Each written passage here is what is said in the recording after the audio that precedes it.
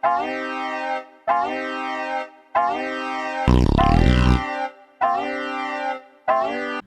good with y'all boys, man?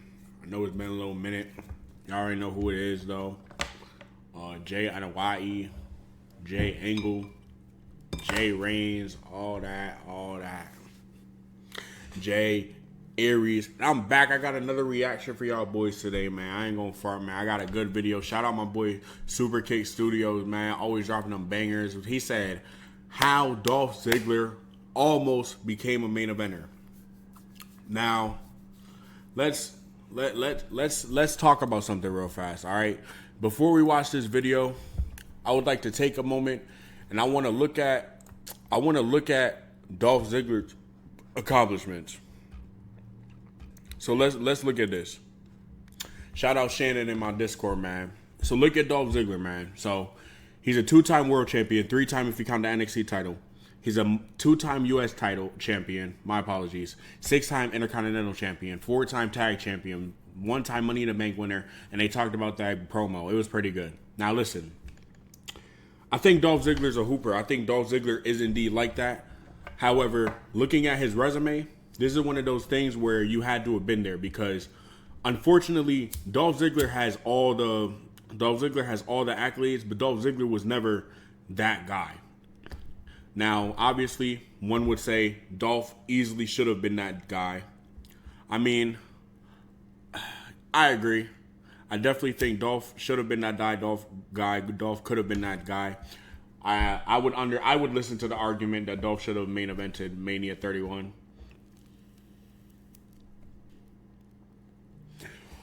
Dolph is indeed like that. Dolph is a hell of a talent. I think actually, it's not an argument. Dolph is a generational talent. I think he's a great talker. He's very entertaining.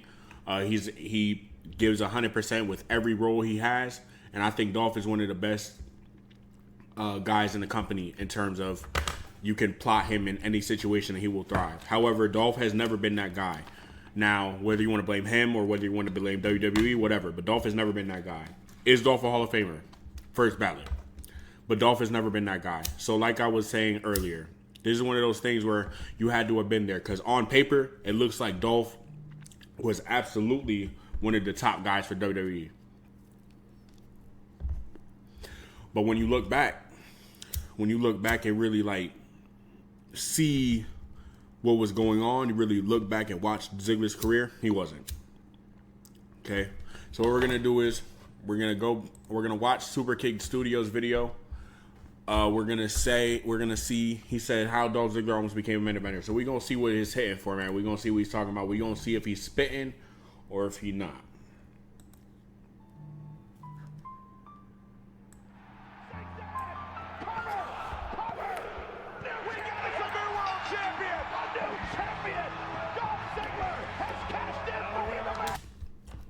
Legendary cash in.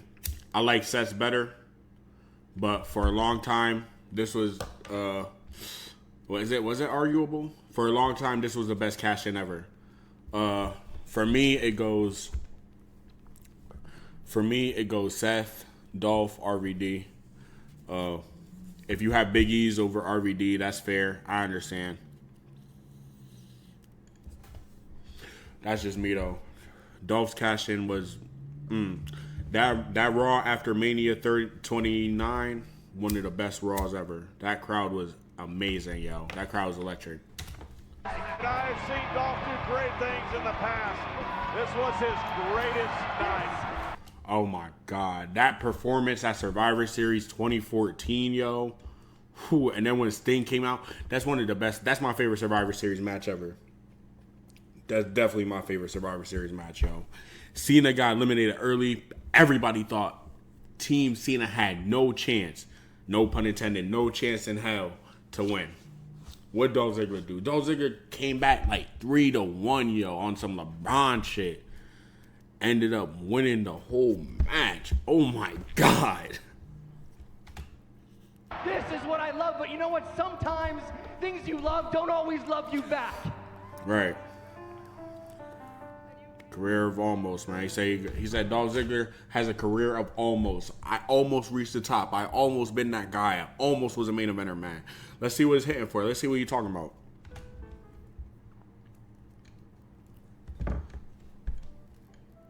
Ziggler has been in the WWE for nearly 20 years, and in that time frame, he's been somewhat of a utility knife for the company, slotting in wherever they need him to. However, his career is defined by one. For those that don't know, Dolph Ziggler was first in WWE. He was in the Spirit Squad.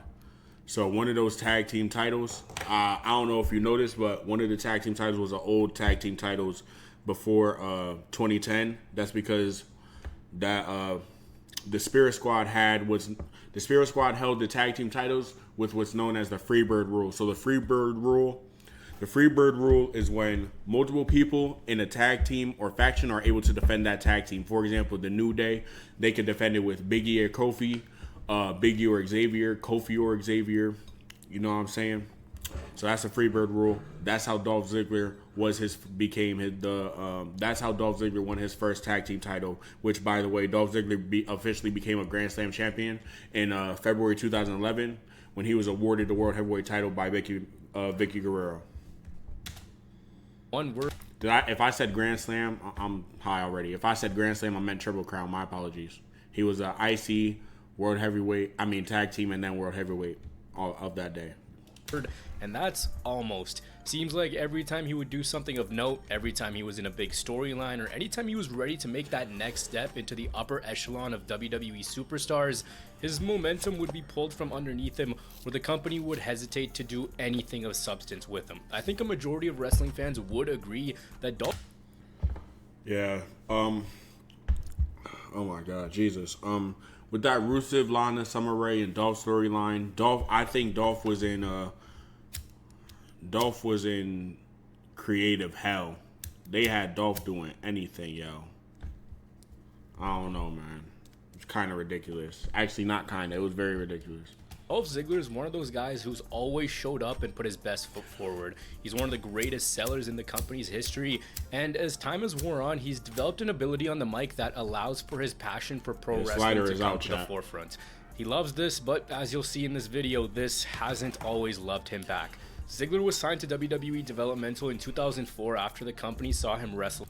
Damn, Dolph been in WWE for 19 years? Oh my God, that's tough. First ballot Hall of Famer, though. He got that long lock. Can't tell him otherwise, man.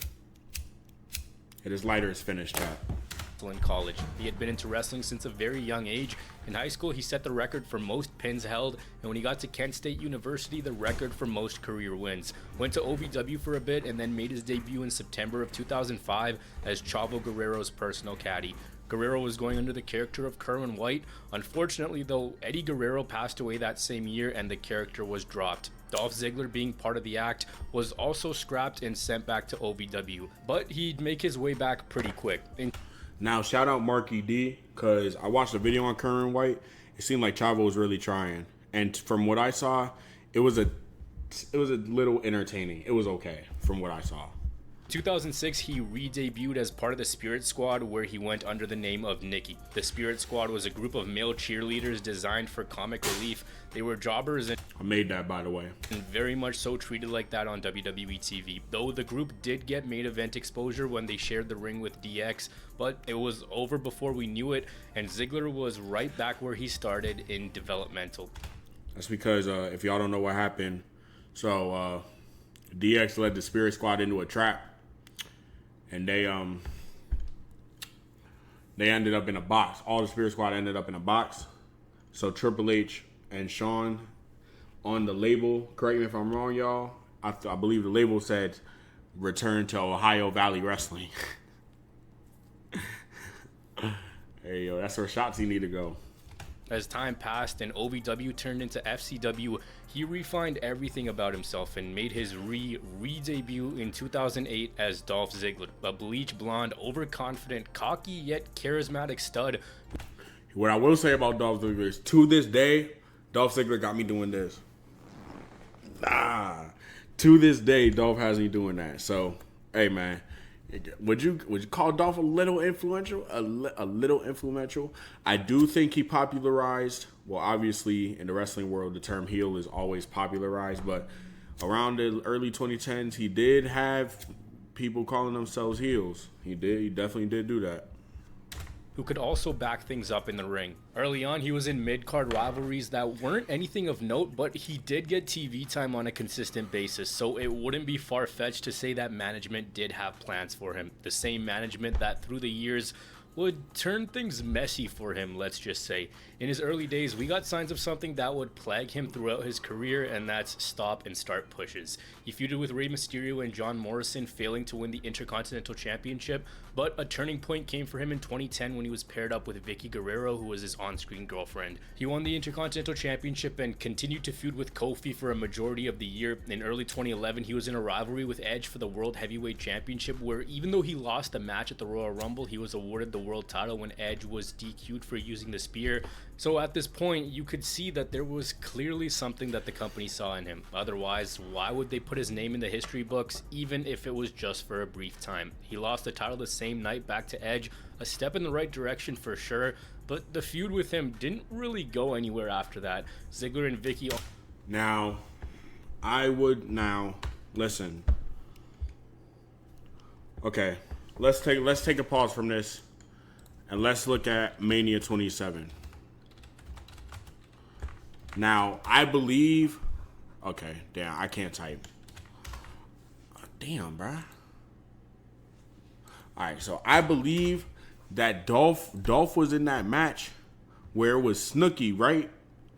And he was facing he faced John Morrison in that, I believe, right? Let's look.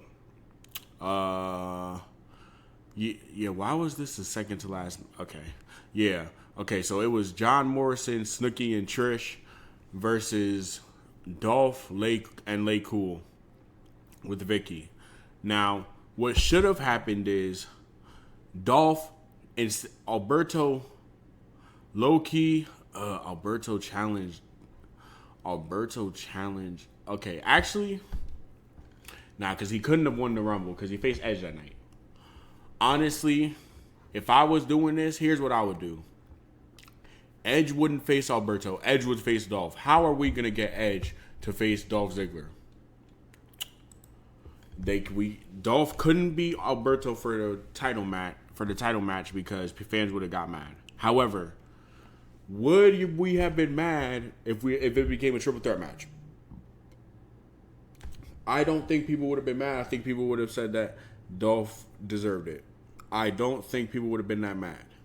And I'm not with the revisionist history, and I'm not gonna act like Alberto wasn't over or Alberto wasn't good either. Alberto was damn good in that ring. However, I think Dolph should have been in that spot instead of Alberto Del Rio. Alberto could have been left off the card. I don't know. On screen were moved to Raw after it had come out that Vicky and Dolph attacked Teddy Long. Keep in mind, we were only 4-ish years into his main roster run by this point. When he went to Raw, he won the US title, held it for 182 days in a reign, which wasn't anything memorable. He dropped it to Zack Ryder at the end of 2011 before moving into a rivalry with CM Punk. Punk was in the early days of his 434-day championship reign. Ziggler did pin him once during the rivalry, but he didn't go on to win the big one. However, fast forward to July of 2012, and Ziggler became Mr. Money in the Bank, earning himself a shot at the World Heavyweight Championship. He was the best possible winner for that SmackDown briefcase, by the way. Off the top of my head, I don't think anybody else should have won it, quite frankly. Anytime he wanted. And there it was, the golden opportunity, the chance to propel him into that next level, win a world title, have a reign with it, and then see where he goes from there. During his time as Mr. Money in the Bank, he feuded with Chris Jericho, basically telling him that he lost his touch, had a rivalry with Randy Orton and John Cena, who, as you guys know, are two of the biggest stars in the company's history. So, as you can see, he was allowed to mix things up with the top stars in the company. He was right there with them, and by virtue of that, had more exposure. Feuding with John Cena during this time, of course, you're not going to end up winning that. He did beat him at TLC where his Money in the Bank was on the line. On screen, he moved away from Vicky Guerrero and instead had AJ as his love interest. WWE even gave him Big E as a heavy, so it looked like they were positioning him for success and success after the cash-in as well. That brought us to the Raw after WrestleMania 29. Ziggler cashed in the Money in the Bank in one of the most popular cash-ins ever. The crowd was electric because, of course, it's the Raw after Mania. Cashed in on Del Rio, and there he was, the brand new World Heavyweight Champion. But as quickly as that moment came, he suffered a huge roadblock, a concussion that put him out of action for about a month. Ziggler got kicked in the head by Jack Swagger when he was going to pick up a ladder, resulting in him losing memory for 2 days. He came back after a month, and even though the audience was still on his side, upper brass didn't seem to agree. After returning... Damn, he shouldn't have lost. I thought Alberto was the one that concussed him. Damn, he shouldn't have lost it, bro. He should not have lost to Alberto, bro. And then Alberto held the world title for the rest of the year till Cena beat him. I would have rather Cena beat Dolph, bro. Damn, bro. That shit just irritated me, bro. And I like Alberto too, but it's like, damn, bro. Dolph, like, I'm not, oh my God. I'm not one of those dudes. I'm not begging for a Dolph push still, but Dolph definitely should have gotten more. I be understanding why they be complaining, because when you really look back at his career, it's a whole bunch of shit that just shouldn't have happened, bro. That wasn't his fault. He hella position that he just shouldn't have been in, bro. Fuck. During the action, Ziggler lost the title in his first defense to Alberto Del Rio, and he never won a world title again. That's it. At Payback 2013, they even did a double turn with Ziggler turning face, and this didn't really go anywhere. The rest of the year on screen, he lost his girl, he lost his heavy, and sadly, he lost his push, relegated right back to the mid-card. WWE didn't even give the guy a chance. They saw that he was injury-prone, and they didn't even give him a successful pay-per-view defense to see if he could actually make some noise. They put an end to things before they could even start, and let's not act like the World Heavyweight Championship scene was anything special at the time. Ziggler could have for sure held it. Anyways, he spent... Bro, that's what I'm saying, bro. Like, niggas wasn't even... The World Heavyweight title wasn't even, like, who was, like... Oh, my God, bro. You know what Alberto's best title win was? When the first time he beat the Big Show, bro. When he beat the Big Show, that's it, bro. That was the only time I think Alberto should have won the belt, bro. Like, this shit sucks, bro. Oh, my God. I hate that, bro. Fuck. Spent the rest of the year in the mid-card, failing to win the US and Intercontinental Championship. Come year's end, forget main event matches, he wasn't even on the main card. He was losing to Fandango on the pre-show of TLC, where 1 year previous at that same event, he was wrestling the company's golden boy. Continually falling down the pecking order, not a priority to the company by any means, and it looked like it was all but over. However, a moment presented itself. Opportunity came knocking, and it came at the end of 2014 when Ziggler was part of Team Cena at Survivor Series. See, the company had been running a storyline where John Cena and anyone who dared to align with him would get unfairly treated by the bosses. Cena assembled his team to take down the... Big Show's such a fucking snake, yo. Like, he knocked Cena out. Big Show, Cena. Damn, bro. Big Show a rat. Fuck Big Show. Authority, and it was Ziggler who didn't play much of a role going into the match, but when we got to Survivor Series, it became the breakout performance of a lifetime for him. Everyone was eliminated for Team Cena except for Dolph Ziggler, who overcame a 3-on-1 deficit in a star-making performance. From his selling to his ability to make you buy into the match, he had proven that he could get fans invested with his work. Even though the large talking point on that night was Sting's WWE debut, Ziggler had risen up once again. Now, that was actually supposed to be Roman Reigns in Ziggler's spot, but he was injured. Dolph was obviously primed to do something and be a key player in the Authority story moving forward, but the story they instead told was Triple H and Stephanie coming back into power and the company kayfabe firing him, and yeah, that's literally about it. No relaunch, no big pay-per-view main event spot. He did win the Intercontinental Championship though and hold it for a small amount of time, but headed into WrestleMania 31, he was just another guy again. It's pretty unbelievable that they had it right there and they did nothing with the guy. It's also important to remember that this is a point in WWE's history where the company was fixated with pushing Roman Reigns and nothing else mattered. Maybe Ziggler's big performance and his return at the same time is what caused that. I don't exactly know. Throughout 2015, Ziggler was toiling around in random matches, eventually getting involved in a feud with Rusev and Summer Rae in the summer, which wasn't very good. Oh my fucking God, yo. That fucking feud, bro.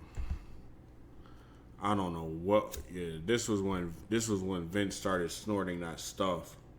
Cause I don't know what he was booking. What ended up happening was WWE got pissed that Lana and Rusev, who had actually been dating in real life, revealed that they were engaged, so the storyline ended up being dropped. Earlier in the year, he was in a Kiss Me Arse match against Sheamus. I swear this guy actually might be the most unlucky WWE wrestler ever. Anytime things looked up for the guy, nothing. From here, he quite literally did nothing until 2016 when the brand split happened. Ziggler was quickly given an opportunity to be in a prominent storyline when he became the #1 contender to the WWE Championship. This wasn't some hot storyline with a ton of... Dolph should have beat Dean. I'm sorry, bro. Dean's reign was like, oh my god. Dean's reign was whatever, bro. I don't know. I don't know who to blame. It wasn't nothing crazy, bro. Like, it wasn't nothing to rave about. I mean, he was a WWE champion, like, yeah, but it was like, what did he do, bro? Oh my god.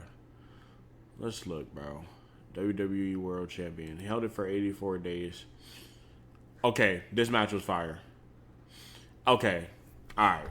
Fuck. Alright. So none of these matches were misses. Okay. Fuck. Damn. Did Dean Ambrose just shut my ass up? Damn. Shit, hold up. Wait, okay. Damn it. Okay. So none of these matches were misses. However, the stories weren't nothing crazy. That Shield triple threat should have happened at a Mania. But yeah, that's about it.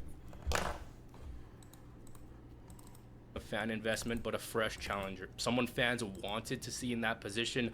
No one really thought that he was going to win, but as always, he did his best to make people buy in. He lost at SummerSlam, and this loss was used in storyline where Miz targeted Ziggler for always coming up short. The two had an Intercontinental Championship match at Backlash 2016, which Ziggler lost after interference from Maurice.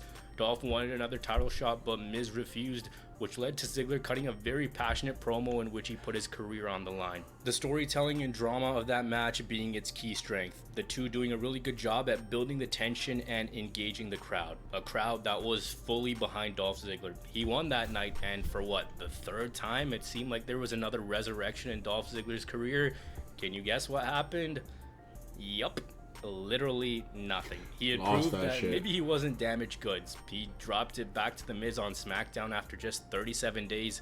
The company didn't give him a prolonged run. They didn't use it to propel him into a different role. They didn't let him run with it and showcase his in-ring talent.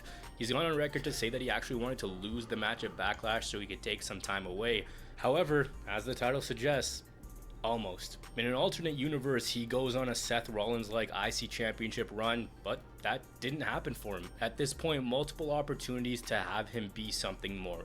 The thing with him was that the fan support was always there. His heart was always in it, and he could play whatever role you needed him to. Like the next year, when he started to blame the fans for not respecting him as much as he deserved. So his reaction to that was, okay, let me give them what they want, and he'd come out impersonating other WWE wrestlers, from John Cena to The Undertaker and Shawn Michaels. The impersonations weren't received well, with many calling them some of the worst segments of the year. Don't think I'm telling you any tales by letting you know how much his career had stagnated up until this point.